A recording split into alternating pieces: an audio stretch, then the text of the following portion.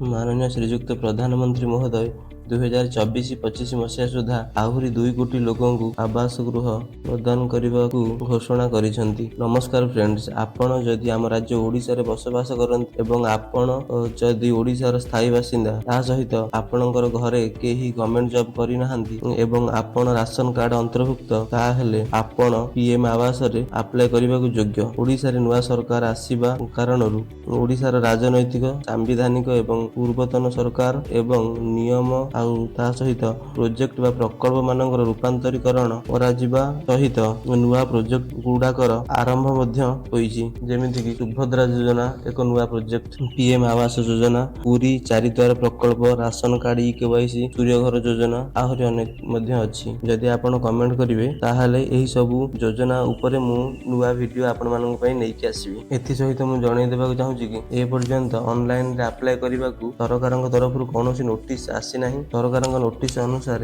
100 दिन मध्यरे एही सब योजना उपरे कार्यकारी कराजियो। जदि मोर एही वीडियोटी आपनकू गुरुत्वपूर्ण लागिथिबो ताहाले वीडियोटी को लाइक टिए करिवे, चैनल को सब्सक्राइब करिवे, बेल आइकन को दबाइबाकू जमा भी भूलिबे नाही, काहेकि ना नोटिफिकेशन गुडी को सर्वप्रथम पाइबा पई। थैंक यू फ्रेंड्स, आपण आपनकर मूल्यवान समय दे देथिबार धन्यवाद।